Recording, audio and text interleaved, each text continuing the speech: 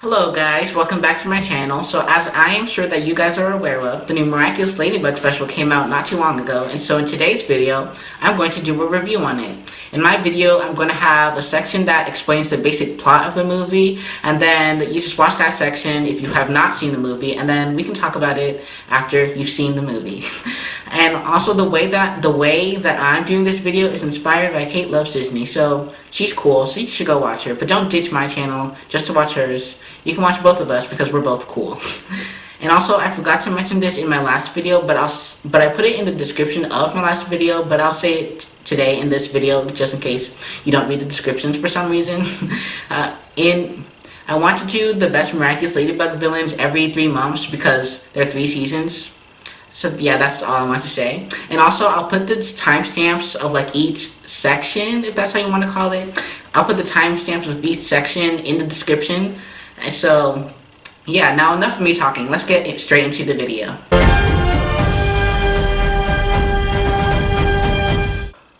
So if you haven't seen the Miraculous New York United Heroes special, it's about Marinette and her classmates, and they go off to New York because it's French-American Friendship Week, and while they're there, Hawkmoth akumatizes this villain because there is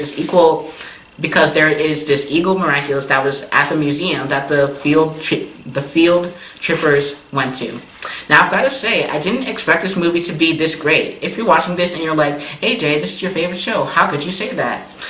I honestly don't really know. As epic as the trailers were and stuff, some part of me thought I was going to be disappointed or something. But turns out I was not.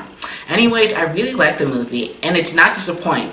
But for some reason, while I was watching the movie, like the first time with my mom and my grandma, oh yes, my mom and my grandma were there, so shout out to my mom and my grandma.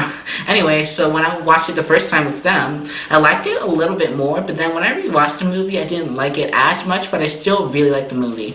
So I'd say that if you're a Miraculous fan, or even if you haven't watched Miraculous at all, go watch it. Because when I was watching this with my mom and my grandma commented the movie pretty well. I mean, yeah, my mom and I had to explain stuff like, she's in love with him, they can't tell each other's identities, blah, blah, blah. So maybe you should watch the show to understand this movie a lot better. So moral of the story, whether you've seen the show or not, then you should go watch the movie. And if you haven't seen this movie, you should probably leave right now so you don't get spoiled about the movie.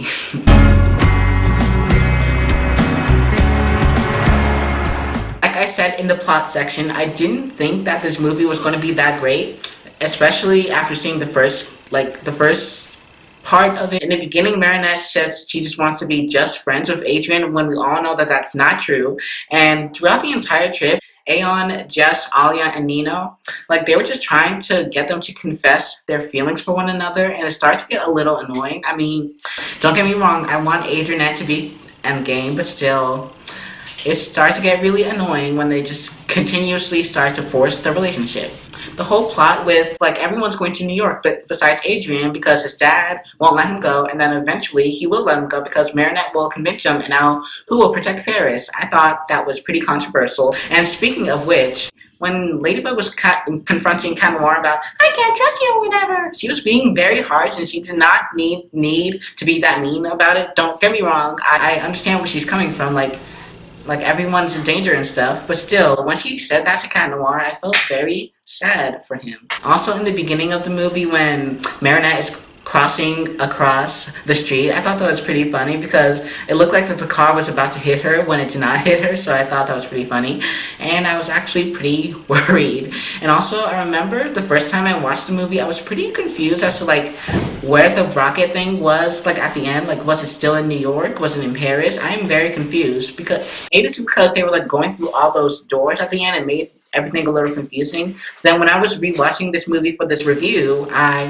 realized that the rocket was, like, going past the Statue of Liberty, so it means it was in New York. And also, I know that this is supposed to be obvious, but I noticed that everyone's voices, especially Marinette's, were a little bit deeper, and I don't know if this is the exact reason, but I found out that Nino's voice actor was different, replaced for some reason. And so I was watching Cartoon Apocalypse one time, and he either hypothesized or confirmed that the reason why Nino's voice is deeper is because he wanted, like, the directors and stuff wanted Nino's voice to fit in with everybody else's or something. I don't know if that's that's like the actual reason, or if Cartoon Apocalypse just hypothesized it. But is it just me, or is the animation style a little different? I know that for the show that there are two animation studios who animate the show. It is DQ Animation and SAMG Animation. In the credits, they mentioned that they use SAMG Animation, but I still thought it was a little bit different. Or maybe I'm just blind and the animation style isn't different at all. And also, I feel like Ladybug and Cat Noir's space powers were a little bit underused. I mean, I understand why we couldn't see more of their space powers, but throughout the majority of the movie until the end, when Cat Noir takes off his spacesuit, I completely forgot about the spacesuits.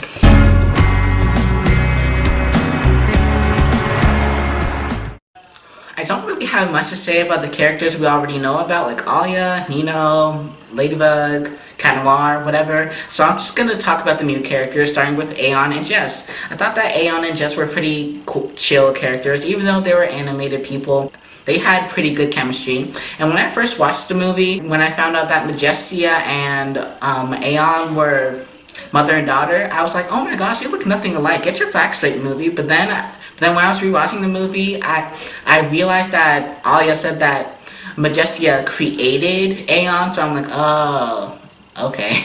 Also, when Cat Noir accidentally destroys Aeon and Ladybug fixes everything, why did the adult superheroes just immediately call them dangerous? Like, it's not like they destroyed the whole city or something. As a matter of fact, they never even like saw what happened when Cat Noir accidentally destroyed her. So you can't call someone dangerous if you never really saw what happened.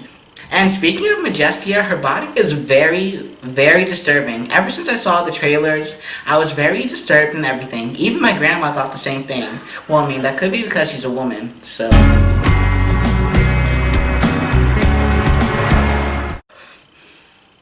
I find Adrienne and Marinette's relationship to be very annoying in this film. She shows very clear signs that she has a crush on him, and I honestly do not realize why Adrienne cannot figure this out. This is just Phineas and Isabella all over again. And also, when they were like accidentally like fall on each other or like get into like weird positions, it was a little uncomfortable and worrying as an older viewer. Granted, I'm not the target audience, so I don't think I should even be watching this movie, but F that. And yes, I know that when they got into those positions, it was just an accident. And also, Sabrina and that one guy was like being hinted at, but they rarely had any moments in this film. That makes me sad.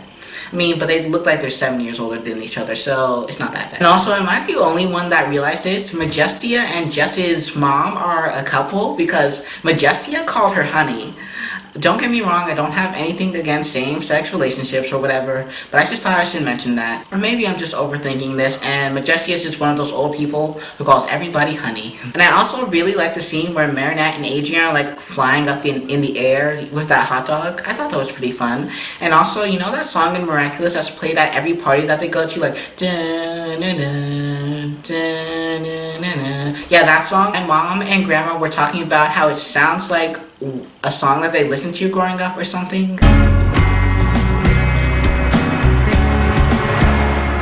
For a movie about Miraculous, I didn't expect this movie to be pretty emotional as it was.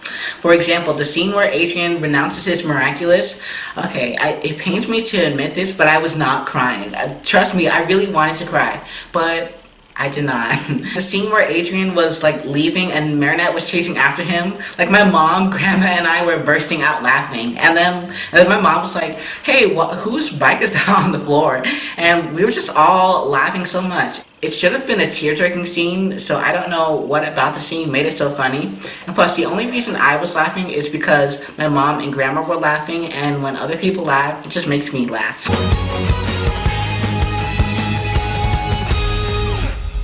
It might not seem like it, but I really like this movie. I thought it was a whole lot of fun. There were some things that didn't really make any sense, but still, it's a great movie. 9 out of 10. If this were like a Disney Channel original movie, actually, it should be a Disney Channel original movie because it's a movie that originally premiered on Disney Channel. But I guess that since Miraculous isn't technically a Disney Channel show, then I guess it's not a Disney Channel original movie, but what the heck. Anyway, so if this was like a real DCOM, then this would be one of my favorites. And plus, since this movie is about my favorite show, then that makes this movie a lot better. In this review, I don't think I really explained why I really like this movie, and so I'm just gonna explain it here. I just love how like the stakes are so high in this movie, and I also find it funny how like when they're going to New York, they say that's the most romantic city on earth, and like since they're already in Paris, they can't say that about Paris because they're already in Paris and they're going to New York, and so yeah. But Alia does say that New York is second place to Paris on a romantic level. Anyways, guys, I want to know what you guys thought about the movie and why, so don't forget to leave that down in the comments below. And so yeah, that is the end of my video. Don't forget to subscribe to my channel, follow me on Instagram, and I'll see you guys in my next video.